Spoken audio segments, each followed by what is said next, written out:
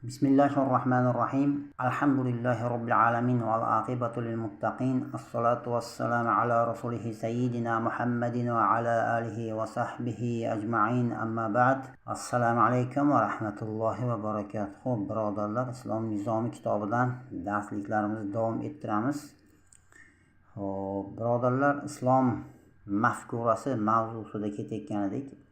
O'tgan mavzuda biz aynan islomdagi jazo uqubat choralari, insonlarni jazolash uchun ularni kofirlar hujum qilib aytayotganlaridek insonlarda haq huquqlarini poymol qilish uchun emas, balki insonlarni, ya'ni o'sha bir makonda jamlanib yashayotgan insonlar jamoasini hayvonlar darajasiga tushib qolishlikdan saqlab qolish uchun va ikki dunyo saodatining kafolatlab berishligi uchungina joriy qilingan.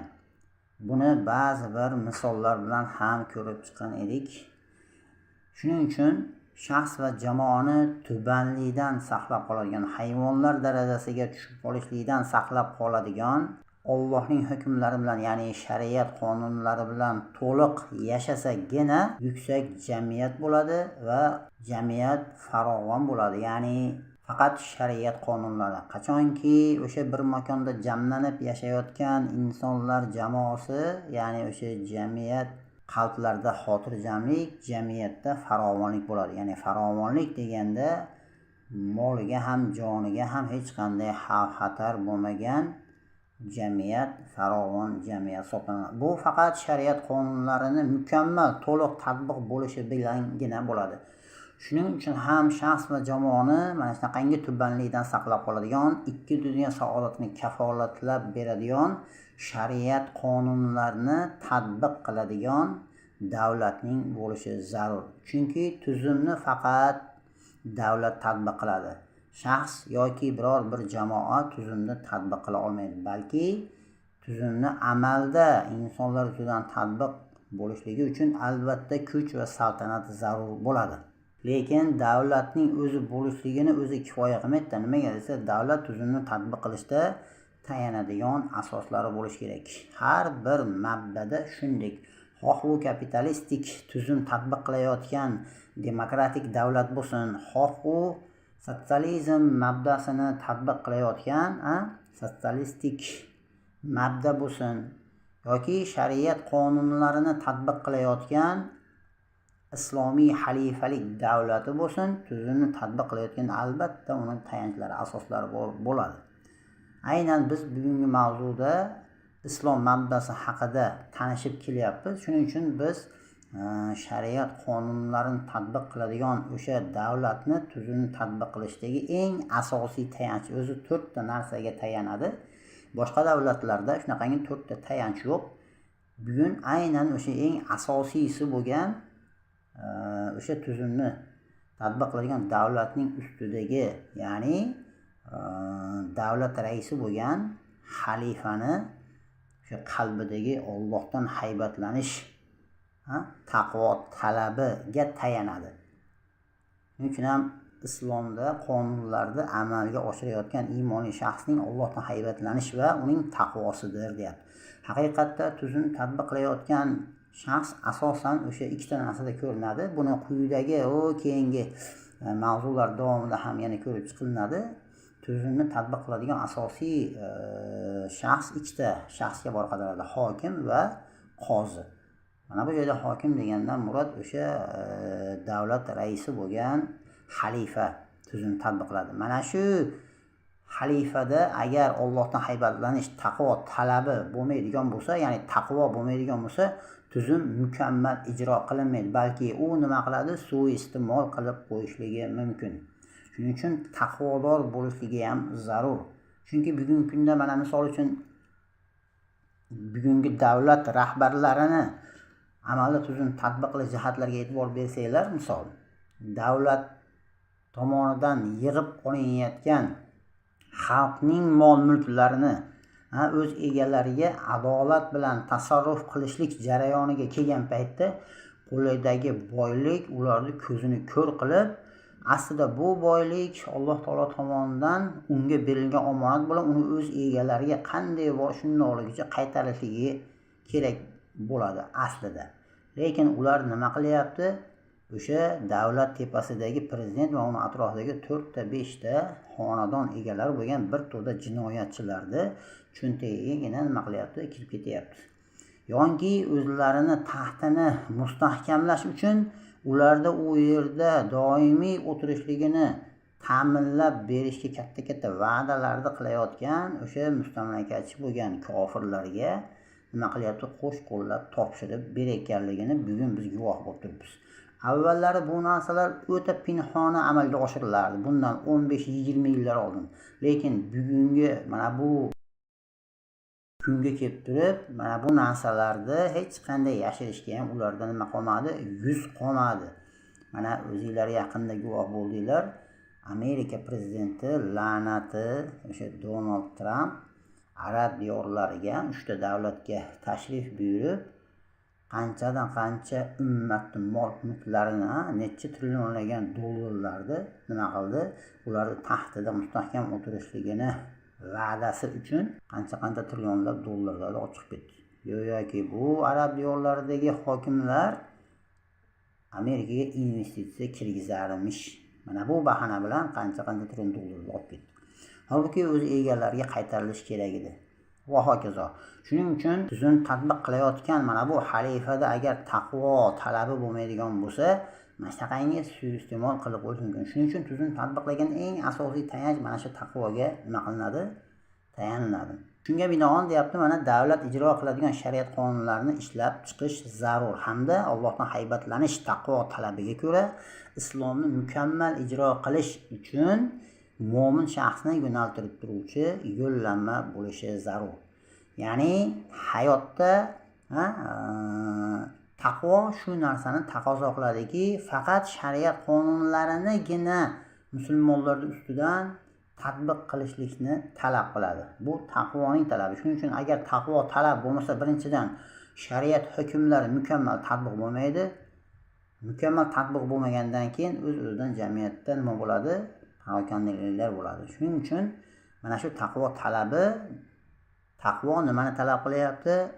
Shariat qonunlarini ishlab chiqishlikni talab qiladi. Ya'ni hayotdagi har bir o'sha islomiy davlatda bo'lsa agar o'sha musulmonlarning hayotida chiqadigan muammolarni, har qanday sohadagi har qanday muammolarni Qur'on va sunnatdan hukmlar ishlab chiqib tatbiq qilishligi zarur bo'ladi. Nimaga desa, chunki aqidani talabi ham, taqvoning talabi ham xuddi mana shu shariat qonunlarini ishlab chiqishligi zarur bo'ladi.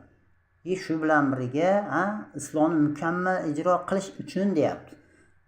Mo'min shaxsni yo'naltirib turuvchi yo'llanma bo'lishi zarur. Ya'ni jamiyatda garchi shariat qonuni tatbiq qilinayotgan bo'lsa ham odamlar tinchlik, osoyishtalik ularda islomni o'rganish, unga qattiq rioya qilish va bu dinni butun olamga jihad yo'lidan yoyishlik kabi mana bu jihatlariga e'tibor susayib, tinchlikdan foydalanib, insonda nafs degan narsa ham bor-da, baqo g'arizasidagi xususiy mulkka egalik qilish mayli bor. Bugungi kundagi o'xshab gaz, suv, svet, yer soliqlari degan narsa bo'lmaydi. Soliqlar bor, faqat ularda o'sha shariat qonunlarida ko'rsatilgan dagi soliqlar olinadi. U ham bugungi kundagi o'xshab odamlarning qulog'ini yumshoqligicha qarzga botirib yuboradigan bo'lmaydi. Shuning uchun shariat qonunlari tatbiq qilingandan keyin odamlarda tabiiy suratda nima bo'ladi desa, farovonlik bo'ladi, to'kin sochinlik bo'ladi. O'z boyliklarini o'z xalqiga tasarruf qiladi islomiy davlat shariat qonunlariga ko'ra. Mana bu narsa bo'lgandan keyin odamlarda o'z-o'zidan dunyoga bo'lgan muhabbat uyg'onib, shariat qonunlariga itoat qilishlik, susayishlik ehtimoli bo'ladi. Nimaga desa, u insonda robot emasda, u ijtimoiy vujud. Insonga mana bu dunyo juda ham chiroyli qilib ko'rsatilgan. Shuning uchun biror mishig'ini pishlaymayotgan bo'lsa, tinchlik, xotirjamlik o'tiradigan bo'lsa, odamlar mana shunaqangi tinchlikdan foydalanib, uy-joyini qilib olay, qasr qilib olay, boshqa qilib olay deb halol yo'l bilan qilyapman degan narsa bilan dunyoga berilib ketib qolish mumkin. Mana shunaqangi narsalar bo'lmasligi uchun mo'min odamni yo'naltirib turuvchi yo'llanma. Ya'ni musulmonlarda masjidlarda yoinki o'sha ba'zi bir olimlar tomonidan faqat juma kuni bir marta emas, balki undan boshqa kunlarda ham doim musulmonlarni yaxshi amallarga da'vat qilib, yomon amallardan qaytarib, ularni dunyoga nima uchun kelganligini, ertaga o'limdan keyin ularni nima kutayotganligi haqidagi mavzular bilan yoinki jihod farz qilingan paytlarda jihodga da'vat qilish bilan va buning ortida ularni yer va osmonlar barobaridagi jannat kutib turganligini eslatib, doim amr ma'ruf nahiy munkar, ya'ni mo'minlarni yo'naltirib turilishi kerak. Agar shunaqangi yo'llanma berib turilmaydigan bo'lsa, odam insonda o'z nomi bilan o'zi unutuvchida dunyoga muhabbati uyg'onib, oxirat haqidagi fikrlar xiralashib qoladi, natijada oxiratini boy berib qo'yishi mumkin. Mana bugun ko'ryapsizlar-ku, eng taqvodorman degan yoki dunyo qarsash cholayotgan qancha shayxlarni ko'ryapsiz. Lekin ustidagi o'sha tog'utlarning manfaati uchun fatvo berishga jur'at qilyapti, iymoni qaytara olmayapti. Odamlarni sabrga chaqiradi-yu, ochlik yetsa yoki yana boshqa gaz-svet muammolari uchun xalqdan norozilik kuchayayotgan bo'lsa, ularni chiroyli sabr qilishga da'vat qiladi-yu, lekin ustidagi hokimlarga bu xalqning haqqini berishlikka nahiy munkar qilmaydi. O'zlarini yurishlari esa yoki o'zlari yashayotgan uy-joylarini qarasangiz, xalqdan butunlay boshqacha. To'g'ri, halol kasb bilan, tijorat bilan, biznes bilan mol dunyo orttirayotgan bo'lsa gap bo'lishi mumkin emas. Lekin mo'min odamga doim oxiratni eslatib, nima uchun kelganligini, qanday vazifa bilan Alloh taolo unga mana bu dunyo hayotida bir 50 yildir, 70 yildir umr berganligini, ertaga bu umr, ya'ni berilgan o'sha muhlat tugagandan keyin Alloh taolo uni bu dunyo hayotidan ko'tarishligini va o'sha 50 yillik umr mobaynida unga berilgan vazifalar qanchalik mukammal ado qilmaganlikdan qiyomat kuni hisob olishligini va bu banda hisob berishga majbur ekanligini eslatib, doim yaxshi amallarga, toat ibodatlariga yo'llab turadigan shunaqangi amr ma'ruf nahiy munkar jamiyatda yurib turish kerak. Shuning uchun shariat qonunlariga hamma o'zining taqvo talabidan kelib chiqib 100% itoat ibodat qiladigan darajada bo'lishligi unchalik ham ko'p bo'lmaydi. To'g'ri, aksariyat hollarda shunaqa bo'ladi, lekin amr nahiy munkar yurib turmasa, hattoki islomiy jamiyatda ham odamlar dunyoga muhabbat qo'yib, Alloh taolo dinini o'rganish, unga amal qilish, uni butun olamga jihod bilan yoyishlikka nisbatan suskashliklar paydo bo'lishi mumkin. Mana ishimni qilib olay, mana bu ishimni qilib olay degan narsa bilan mana bugun o'zingizlar ko'rib turibsizlar-ku, qanday ahvolga tushib qoldi dindan uzoqlashish oqibatida. Xuddi shunaqangi narsalar bo'lmasligi uchun islom tatbiq qilinyapti-yu, bo'ldi. Endi mana shu ta'lim siyosatida islomiy hukmlar bilan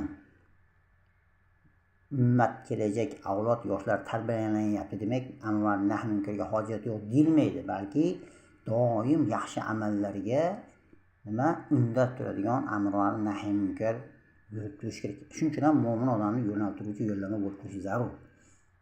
U Allohni tanib qo'yishligi bilan bir pasda u haligi Allohni aqlan tanib qolib ham qancha xatoliklarga yo'l qo'yib qo'yamiz o'zimiz. To'g'rimi? Ozgina e'tiborsiz bo'lib qolib qancha farz amallarga sus yondashib qo'yishlik holatlari. Shuning uchun doim bir-birimizni amr ma'ruf nahiy munkar qilib turamiz, to'g'rimi? Alloh taolo eslat deyapti. Eslating, zero eslash mo'minlarga foydalidir. Shuning uchun mana bunaqangi yo'llanmalar berib turilishi kerak. Hayotda har bir chiqqan muammolarni mana bunday hal qilamiz, mana bu masalani mana bunday hal qilishimiz kerak, chunki Alloh taolo mana shunday deyapti deb mo'minlarni yo'naltirishlik kerak bo'ladi. Nimaga desa, chunki u ijtimoiy vujud, garchi u mo'min bo'lsa ham, Allohga va oxiratga iymon keltirgan bo'lsa, u ijtimoiy vujud, u inson, u unutuvchi.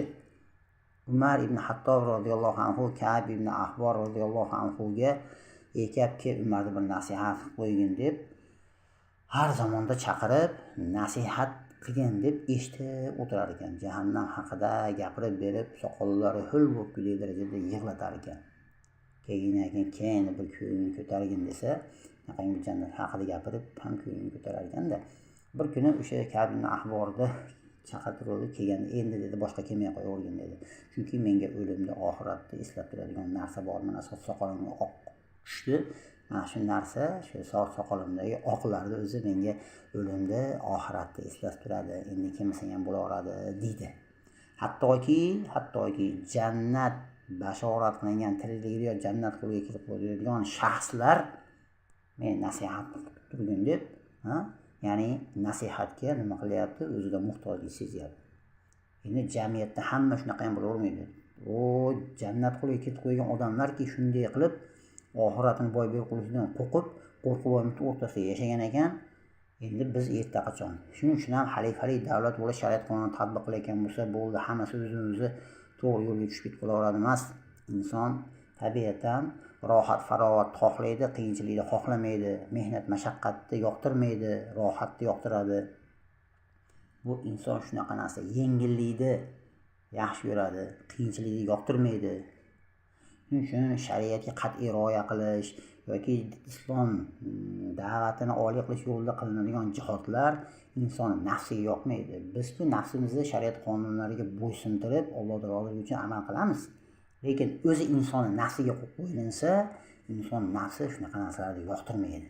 Shuning uchun ularga doim oxiratni eslatib, har bir hayotda chiqqan muammolarni qanday hal qilishlik kerakligi haqidagi Allohning hukmlarini eslatib, bu hukmlarni yashashlik zarur ekanligini doim musulmonlarga eslatib, o'sha televideniya, matbuot, gazeta, jurnallarning hammasi Allohning hukmlari bilan musulmonlarni yashashlikka, yaxshi amallarni doim bajarishlikka, kamolotga husn zabt etishlikka, ya'ni shu Firdavs jannatini orzu qiladigan tuyg'ularni shakllantirishlikka doim amr ma'ruf nahiy munkarlar bo'lib turadi inshaalloh.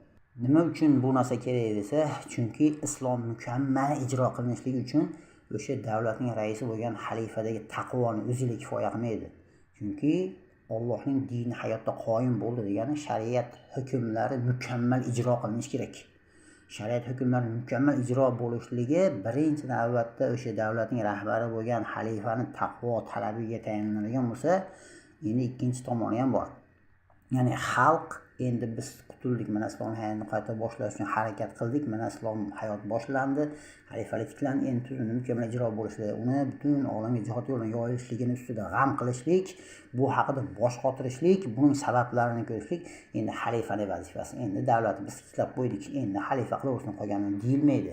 Balki Allohning hukmlarini hayotda mukammal ijro bo'lishligidan faqat xalifa emas, xalq ham, ya'ni pastda yashayotgan musulmonlar ham o'zlarini biz ham mas'ulmiz deb nima qilish kerak bo'ladi, bilish kerak bo'ladi. Faqat xalifaning zimmasida bo'ldi, biz qutuldik emas, balki Allohning hukmlarini mukammal ijro bo'lishligidan xalq ham o'zini mas'ulmiz shu narsadan deb xalifaga hamjihat bo'lib nima qilish kerak bo'ladi, mukammal ijro bo'lishini ta'minlash kerak bo'ladi. Xalqda mana shu narsa shakllanishigi uchun ham yo'llanmalar berib turilishligi zarur bo'ladi. Mana shu narsalardan ko'rsak bo'ladiki, demak islom aqida va hayot qonunlaridan iboratdir.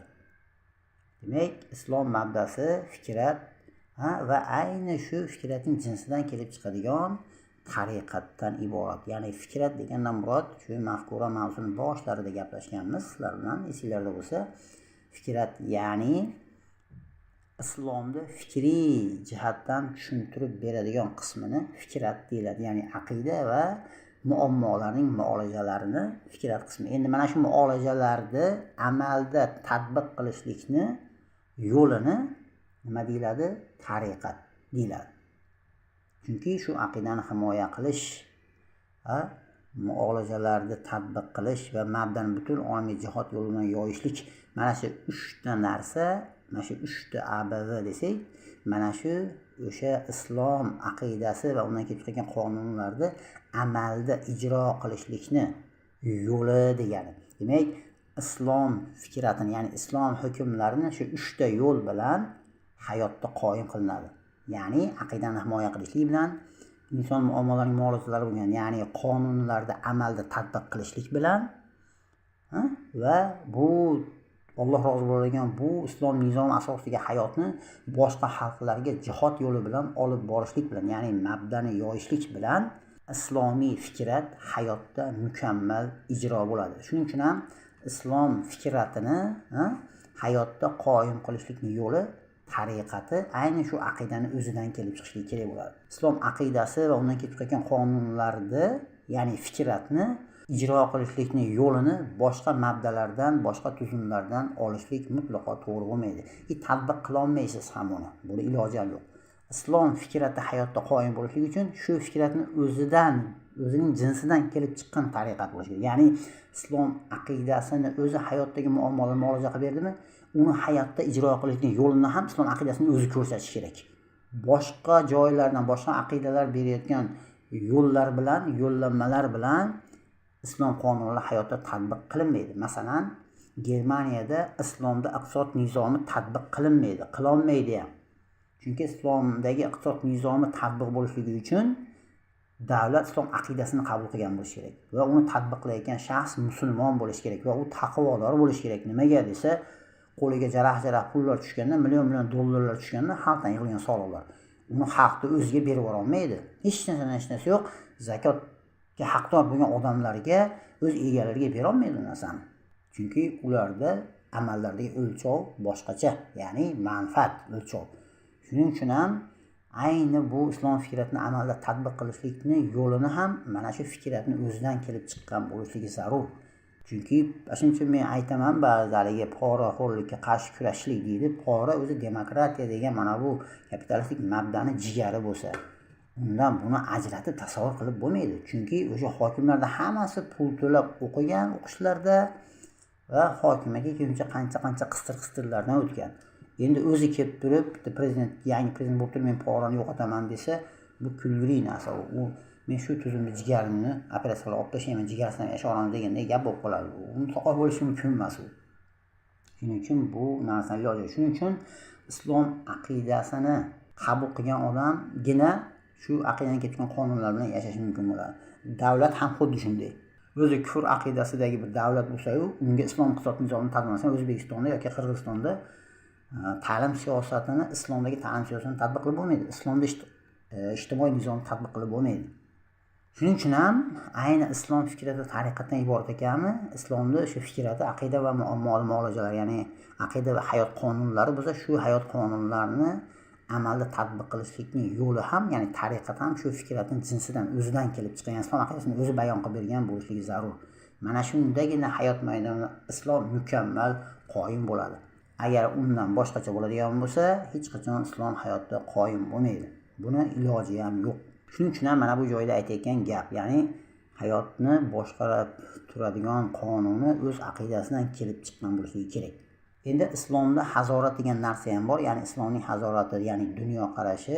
Dunyoqarash degani, hazorat degani arabchasi, endi o'zbekchasida o'sha dunyoqarash, ya'ni hayot haqidagi tushunchalarning yig'indisiga nima deyiladi? Dunyoqarash deb ataladi. Islomda o'ziga xos nima dunyoqarashiga ega bo'lib, u hayotda muayyan turmush tarzi sifatida gavdalanadi. Islomdagi tushunchalarni bunday o'rganib chiqadigan bo'lsa, ya'ni ayollar haqidagi tushunchada ayollar haqida nima degan islomda, liboslar haqida nima degan, yemoq, ichmoq, kiymoq kabi narsalarda, qonunchilik haqida, umuman insonlar g'ariza va uzviy ehtiyojlarini qondirishlik uchun o'zining atrofidagi nimaiki, ya'ni inson hayot koinot tarkibiga kiradigan ba'zi bir narsalarni aloqa qiladi. Aynan o'sha qilayotgan aloqalar o'sha aloqa qilayotgan narsa haqidagi tushunchasidan kelib chiqadi. Mana shu narsalar haqida islom aqidasida tushunchalar kelib chiqadi. Mana shu tushunchalar bunday yiqqanda dunyoqarash degan narsa paydo bo'ladi. Endi islomdagi dunyoqarashni o'rganib chiqadigan bo'lsangiz, islom faqat ibodatdan iborat bo'lgan din emas, balki u muayyan bir insonlarda yashash tarzi, ya'ni o'rislar obrejizm deb qo'yadi-yu, u bir butun yashash tarzi ekanligi ko'rinadi. Agar islomdagi tushunchalarni o'rganib chiqib, dunyoqarashni o'rganib chiqadigan bo'lsangiz, u muayyan bir yashash tarzi islom. Aynan mana shunday yashash, shunday bir yashash tarziki, u dunyoda ham, oxiratda ham baxt saodatga ega bo'ladigan, ikki dunyoning kafolati bo'lgan bir turmushlar, ya'ni sog'lom turmush tarzi ekanligini guvohi bo'lasiz.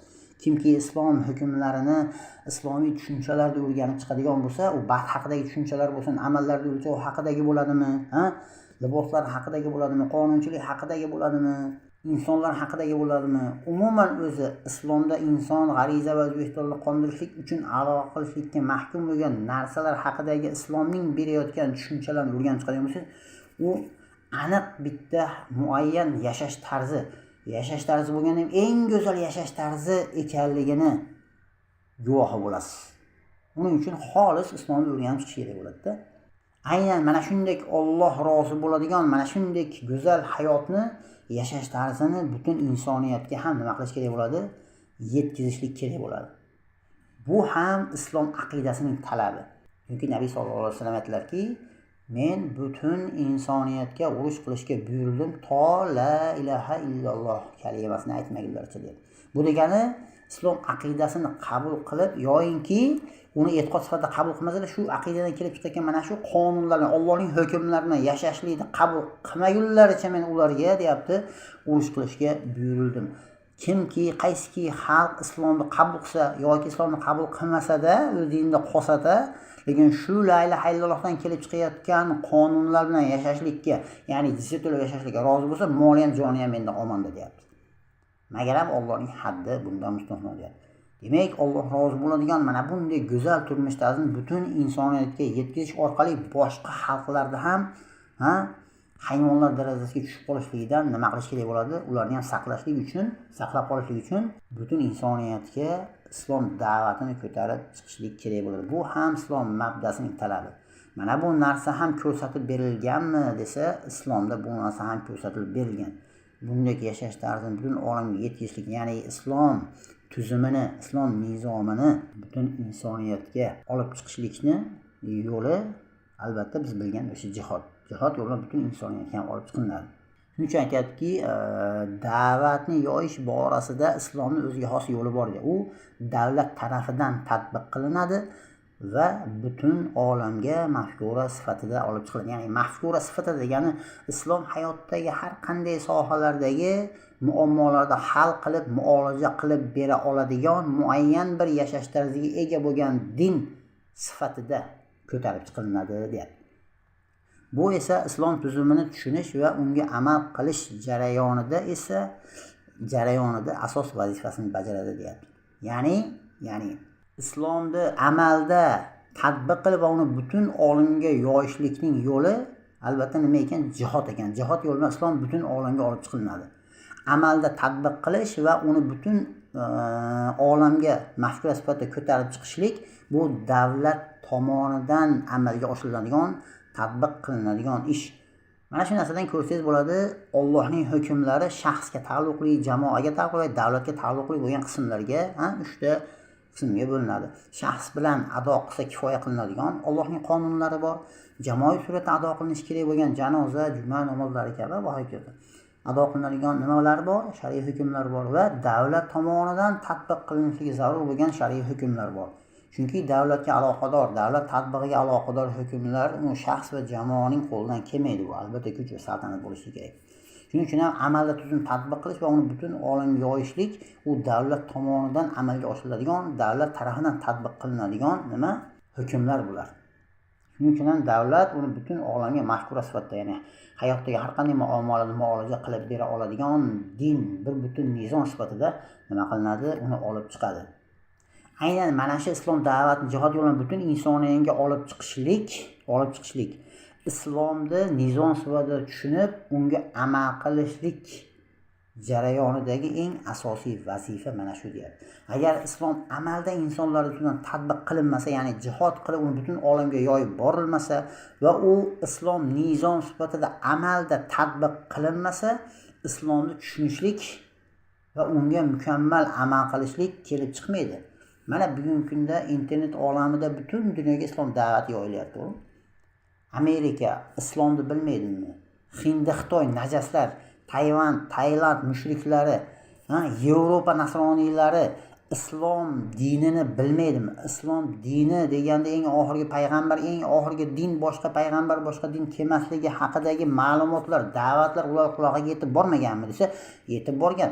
Lekin nimaga ular islomni nizom sifatida anglab yetishlik yoki islomga nizom sifatida amal qilib uni hayotlariga tatbiq qilishlik uchun intilish, shu narsani talabi bilan deb bir oyoqqa chiqish yo'q. Nimaga desa, chunki islom da'vati jihod yo'li bilan olib borilmaguncha, amalda tuzum tatbiq qilinmaguncha ular islomni tushunib yetmaydi. Arablarda bir gap bor, haligi fikr to'g'rilamagani qilish to'g'rilaydi deb qo'yishadi. Ya'ni fikran tushunmagan odamga amalda tatbiq qilishlik bilan tuzum uni to'g'rilaydi. Shuning uchun Yevropa xalqlari bo'lsin, Hind, Xitoy bo'lsin, Rossiya, Yevropa bo'lsin, Amerika bo'lsin, okean orti islom da'vati jihod yo'li bilan yoyilib boriladi. Shu xalqlar ustidan amalda tuzum tatbiq qilgandan keyingina bu xalqlar islom nizom ekanligini anglab yetadi va ularda islomga amal qilishlik tabiiy kelib chiqadi. Shuning uchun ham aynan islom nizomini, tuzumini tushunish va unga amal qilishlik uchun odamlar shu narsa topilishligi uchun u nima qilish kerak? Amalda ular ustidan amalda tatbiq qilinish kerak. Xuddi Rum yerlari fath qilinib, Shom yerlari fath qilinib, Quddus yerlari fath qilinib, u xalqlarning ustidan islom nizomi amalda tatbiq qilingandan keyin to'p bo'lib islomga kirib kelishdi. Mana shu amalda tuzum tatbiq bo'lmasa, islomni tushunishlik ham bo'lmaydi va ya'ni g'ayrimusulmonlarga nisbatan aytilyapti va islomga amal qilish ham bo'lmaydi. Bugungi kunda shuning uchun hattoki o'zimizda islom yurtlarida islomga to'liq amal qilish yo'q. Nimaga? Chunki ular ustidan islom tuzum sifatida tatbiq qilinmayapti. Faqat u g'ayrimusulmonlarga islom jihod yo'lini olib borib, ular ustidan amalda tuzum tatbiq qilish kerak.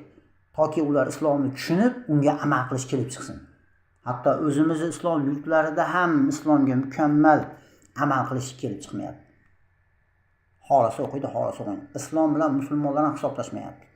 Xolasa o'qiydi, xolasa o'qimaydi. Namoz o'qimagan bilan biroq ish yo'q. Aroq ichgan bilan biroq ish yo'q. Qaytanga shaxsiy erkinligi deb aroq ichganga qarshi kurashadigan bo'lsa, sen shaxsiy erkinligini cheklayapsan deb sizga jazo qo'yib beradi. Shuning uchun ham mana bu joyda aytilgan gap shu. Ya'ni Alloh rozi bo'ladigan, islom dunyoqarashidagi Alloh rozi bo'ladigan mana bu go'zal turmush tarzini butun insoniyatga da'vat yo'li bilan, ya'ni jihod yo'li bilan uni nima qilish kerak? Olib borish kerak, ular ustidan amalda tatbiq qilish kerak. Ana shundagina bu odamlarda islomni tushunish va unga amal qilishlik kelib chiqadi. Islom nizomi hukumat darajasida tatbiq qilinayotgan jamoada islomning barcha qonunlariga amal qilinishi islom da'vatini yoyish hisoblanadi. Mana shu jumlaga jiddiy e'tibor beringlar. Yana qaytarib o'qiyman. Qaranglar, islom nizomi, ya'ni islom tuzumi, nizom arabchasiga, o'zbekchasiga tuzum degani.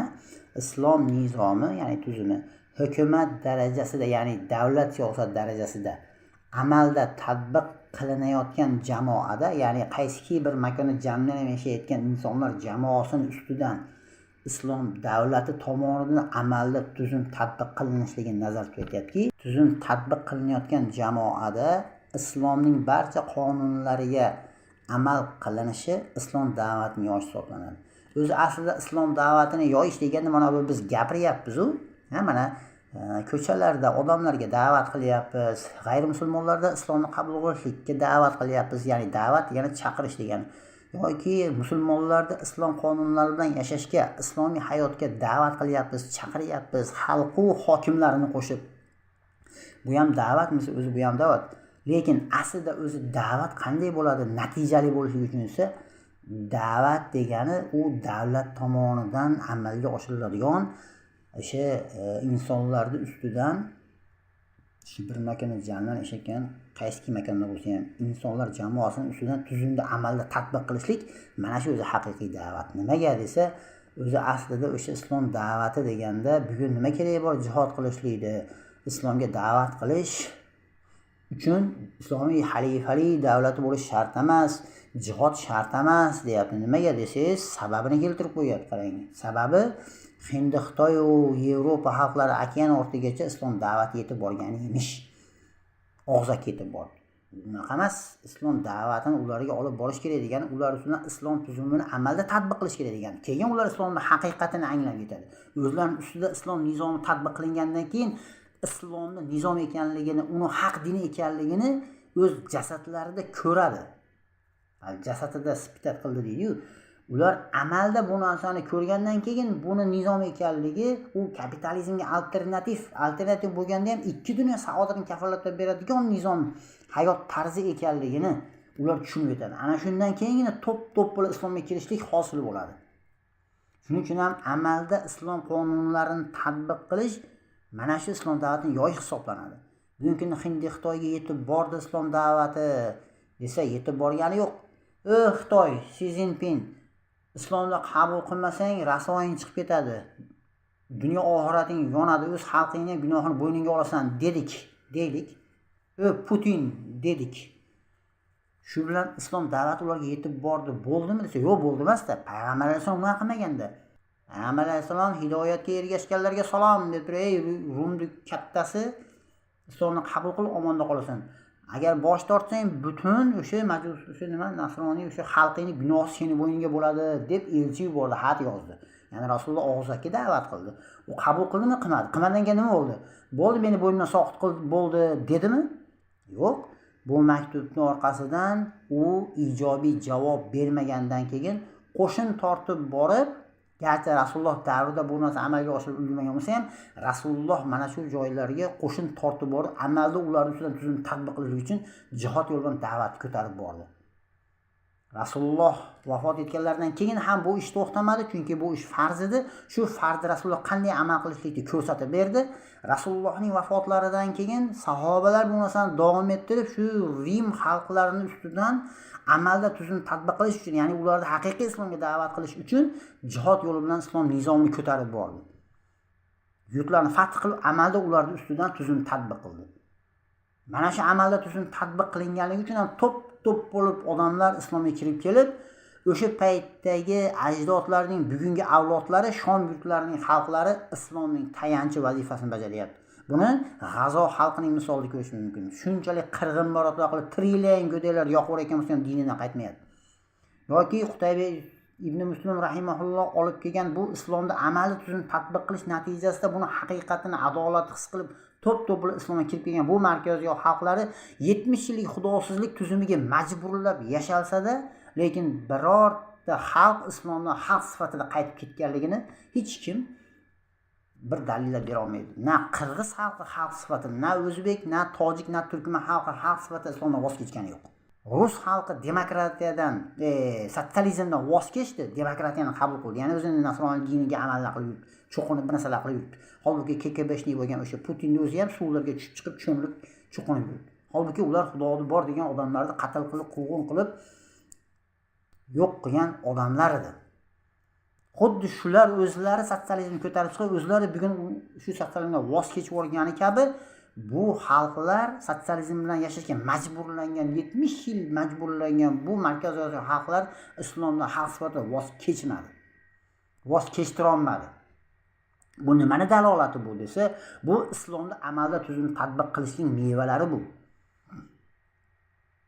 Afsuski, bugungi kunda mana bu demokratiya degan mabda kirib kelib, bu sotsializmdan ko'ra sal bir haligindaqaroq makr kuchliroq ekan. Musulmonlarni yo'q sizlar dindan qaytarmayapmiz deb turib, shunaqangi oyog'in tagidan chalib, sirpantirib, nafsiga keng yo'l ochib berishligi bilan ularni dinlaridan uzoqlashtiryapti. Shuning uchun islom da'vatini olib amalda islom da'vatini olib borish degani islom nizomi jihod yo'lidan olib borib ular ustidan amalda tatbiq qilish.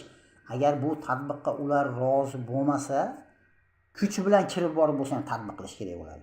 Mana shu amalda tuzumni tatbiq qilishlik bu islom da'vatining yoyish hisoblanadi.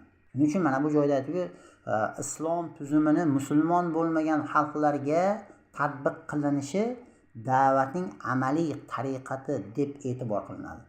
Keng quloch yoygan islom olamining vujudga kelishida mazkur tatbiqning juda katta ta'sir bo'lgan. Bugungi kunda yer sharini bir Mercedes shaklida 3 ga bo'lingda. Shu 3 ga bo'lsa, shu 3 dan bir qismi avvallarida bitta davlat, bitta rahbar, bitta qonun, islom qonunchiligi bilan bitta chegara bo'lib, bitta boshliq bo'lib yashashgan. Bugungi kunda 50 dan ortiq davlatlarga bo'linib ketgan bo'lsa ham, mana shu 50 dan oshiq davlatchalar hammasi bir bo'lib islom olamini tashkil qiladi. Bu islom olamining xalqlari ham musulmon bo'lib, u yerda 3 dan 1 qismini tashkil qiladi. Mana shu yerdan 3dan 1 qismini bo'lganingizda shu yer aholisining hammasi musulmonlarni tashkil qilgan bo'lsa, bu darajadagi 2 milliardga yaqin bugungi kundagi musulmonlar va bu musulmonlar yashayotgan islom olami yerdan 3dan 1 qismi bo'lgan bu islom olami qayerdan paydo bo'lib qoldi desa, xuddi o'shalariga avvallari musulmon bo'lgan paytlarida musulmonlar Rasululloh boshlab berib keyin sahobalar, tobiinlar davom ettirgan islomni nizom sifatida ularga olib kelib, ular ustidan tatbiq qilinganligining natijasi mana shu. Shuning uchun mana bu joyda aytayapti. Keng quloch yoygan islom olamining vujudga kelishida mazkur tatbiqni, ya'ni islom nizom sifatida amalda tatbiq qilishning juda katta ta'siri bo'lgan deyapti. Bugungi kunda ham inshaalloh xuddi shunday bo'ladi. Yevropa xalqini o'zi kapitalizmdan bezor bo'lgan. Kapitalizm eng cho'qqiga chiqib, mudhish suratda yo'qlik qa'riga qarab qulab borayotganligiga alhamdulillah biz guvoh bo'lib turibmiz. Faqat uning alternativini bu Yevropani shu kapitalizmdan bezor bo'lgan xalqlari uning alternativi va ikki dunyo saodatining kafolati ekanligini tushunmaydi xolos islomni. Agar ular islomni amalda ustidan 1 oy tatbiq bo'lsin-da, 1 oy undagi adolatni ko'rib top bo'lib islomni qabul qilganligini ko'ramiz. Bugun o'zi G'azodagi odamlarda, musulmonlarda turib berayotganligini, iymonda sabotda turib berayotganliklarini ko'rib qancha odamlar ularni bu joy dinidan voz kecha olmayotganiga, ularni bunday sabr sabotda ushlab turgansa nima ekan deb turib Qur'onni o'rganib chiqib qancha o'sha Yevropadan ba'zi bir odamlar islomni qabul qilayotganligini misol qanchasini guvoh bo'lyapmiz. Shu internet orqali bo'lsa ham. Agar islom nizom sifatida tuzum sifatida davlat tomonidan jihad qilib olib borilsa, Rasululloh bashorat qilganlaridek Rim fath qilinib, Vatikanning tepasida tavhid bayrog'i hilpirab, ularning ustidan amalda tuzum tatbiq qilinsin-da, uni adolatini, haqiqat ekanligini ko'zi bilan ko'radi. Amalda ko'radi uni. Ana shunda Alloh taolo aytayotgan astag'firu billah iza jaa nasrullohi val fath degan oyatning voqeasiga Alloh nasib qilsa biz yana bir bor guvoh bo'lamiz. Bugungi kunda mana shu islom amalda tatbiq bo'lmayotganligi uchun nafaqat musulmon bo'lmagan xalqlar, musulmon bo'lgan xalqlarning o'zi islom bilan hisoblashmayapti. Allohning hukmlarini mensimayapti, bir tinga olmayapti. Vallomating bo'lsa ham jazolayman agar zaks bo'lmagan odamni nikohlab qo'yadigan bo'lsang deb qo'rqmasdan Allohning hukmiga qarshi kurashyapti. O'ramaysan ro'molni, soqolingni qo'ymaysan deb. Masjidga olib kelmaysan bolalaring deb. Ishxonalarda namoz o'qimaysan deb. Bizniki diniy davlat emas, dunyoviy davlat deb. Holbuki ular ham o'sha ularning rahbarlari ham musulmonchilikni da'vo qiladigan, borib hajlarni ziyorat qilib, Hajarul Aswadni o'pib, Rasulullohning masjidiga kirib, yig'lab o'tirib kelayotgan odamlar o'shalar. Mana shu yerda 3dan 1 qism bo'lgan keng qulochaga mana shu islom olami yoyilishdan to'xtadi. Shu yerdan 3dan 1 qismigacha yoyildi, ag'iga to'xtadi. Nimaga bilasizlarmi? Chunki islom da'vati nima qilinmayapti, yoyilmayapti. Ya'ni islom da'vati yoyilmayapti degani amalda tuzum tatbiq qilinmayapti. Musulmon bo'lmagan xalqlarga jihod yo'li bilan olib borilib, ular uchun islom tuzumi amalda tatbiq qilinmayapti. Ya'ni da'vat yoyilmayapti. Chunki islom da'vatini yoyishlik, u amalda davlat tomonidan tuzumni tatbiq qilishlik, bu islom da'vatini yoyishlikda amaliy jihati hisoblanadi. Mana shu amaliy tariqati bo'lmayapti. Ikki jihati bo'lyapti, harom, halol degan narsalar gapiryapti. Lekin o'sha harom, halol degan narsalarda amalda tatbiq qilishlik jihati, amaliy jihati da'vatda amaliy jihati bo'lmayotganligi uchun islom olami mana shu 3dan 1 qismidan darshi yo'rilmayapti. Alloh nasib qilsa, zolim podshohlar hukmronlik qilayotgan davrda yashayotgan ekanmiz. Bu davrning ham bo'lishligi haqida Rasululloh alayhisalom bashorat qilib aytib qo'yganlarki, o'sha Ahmad rivoyatida keladi. Alloh xohlagancha davom etadi, Alloh xohlaganda uni ko'taradi. So'ng summa takunu xilafatan ala minhajin nubuwah. So'ng payg'ambarlik minhoji asosida xalifalik bo'ladi deb bashorat berganlar. Alloh nasib qilsa bu 3dan 1 qismi to'xtab turmaydi qiyomatgacha. Inshaalloh nasib qilsa yerda 90% ga yaqin bo'lgan joylarida inshaalloh yerning barcha joylariga amalda tuzum tatbig'i bilan kirib boriladi. Shunday kirib boriladiki, inshaalloh azizni aziz qilib kirib boradi, xorni xor qilib kirib boradi inshaalloh. Nasib qilsa, faqat kimning qo'li bilan, kimning sa'y harakati bilan bo'ladi. Mana bu masala haqida har bir mo'min musulmon odam, bu da'vatlari, bu darsliklarni eshitayotgan odamlar chuqur mulohaza qilish kerak bo'ladi va o'zlarining oilasiga, qarindoshlarga ham bu fikrlarni nima qilish kerak bo'ladi?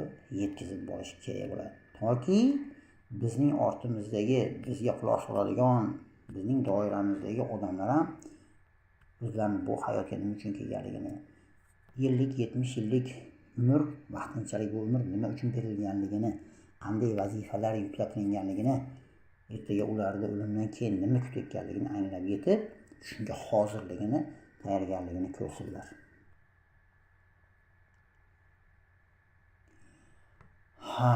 Xulosa qilib aytadigan bo'lsak, birodarlar, mana shu yuqoridagi mavzulardan yana boshqa bir alohida xulosa qilib aytadigan bo'lsak, butun dunyoda demak insonlarda aloqalarni doimiy bog'lab turishlikka yaroqli bo'lgan, ya'ni mabda'iy robitalar 3 ta ekan: kapitalizm, sotsializm va uchinchisi islom.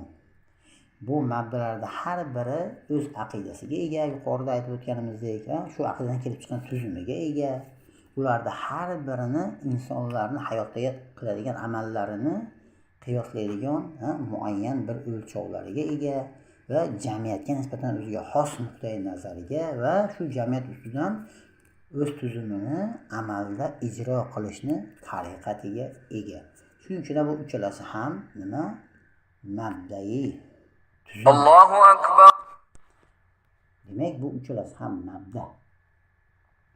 Inshaalloh birodarlar, nasib qilsa keyingi darsliklarimizda aynan bu mabdalarni yana bir bor o'sha aqidasidan kelib chiqqan tuzumlari bilan va amallarning o'lchovlari haqida va jamiyatga nisbatan qarashlari haqida va bu jamiyat ustidan tuzum tatbiq qilishlikning tariqati qandayligi haqida inshaalloh bahs yuritamiz. Bugungi darsimiz shulardan iborat. Alloh barchalardan rozi bo'lsin. Allohga hamd, Rasuliga salovat aytamiz. Parvardigori olam eshitganlarimizga, gapirganlarimizga va Alloh bizga o'z dinidan ulush qilib bergan, ato qilgan, kimgadir ozroq, kimgadir ko'proqmidi, Alloh bizga ato qilgan mana bu ilmni Alloh taolo dunyomiz uchun ham, oxiratimiz uchun ham manfaatli qilsin va bu ilmiga amal qiluvchi bandalardan qilsin. Foydasiz bo'lgan, behuda bo'lgan ilmdan Allohning barcha ilohiy sifatlari bilan panoh so'raymiz. Alloh taolo barchalarimizni hissadorlardan, sabablardan qilsinki, bu islom da'vatini amaliy tariqati bo'lgan, amalda tatbiq bo'lishligini, u davlat darajasida bo'ladi albatta. Mana shu davlatni qoyim bo'lishligida bizlarda ham sababchi hissadorlardan qilsin Parvardigorim. Parvardigorim bu dunyo hayotidan o'zigagina ibodat, itoat qilib yashab o'tadigan sodiq qullardan qilsin barchalarimizni. Alloh taolo butun ummatga nusratini tezlashtirib bersin. Bizlardagi gunoh va xatolarimiz sababli Alloh taolo nusratini kechiktirib qo'ymasin. Alloh ham bu dunyo hayotidagi yaxshilik eshiklarini bizning qo'llarimiz va tillarimiz bilan ochsin. Diniy hayot maydoniga qaytishligida faoliyat ko'rsatayotganlarni peshqadamlaridan qilin. E'tiborsiz qaraydigan, chetda turib tomosha qilib turadigan befarqlardan qilib qo'ymagan ya arhamar rohimin. Robbana atina fid dunya hasanatan va fil oxirati hasana va qina azaban nar. Robbana la tuzigh qulubana ba'da idh hadaytana va hab lana min ladunka rahma innaka antal wahhab. Ya muqallibal qulub ثبت قلوبنا على دينك اللهم يا مصرف القلوب صرف قلوبنا على طاعتك وصلى الله تعالى على خير خلقه سيدنا محمد وعلى آله وصحبه أجمعين ومن اتبعه بإحسان إلى يوم الدين برحمتك يا أرحم الراحمين. السلام عليكم ورحمة الله وبركاته.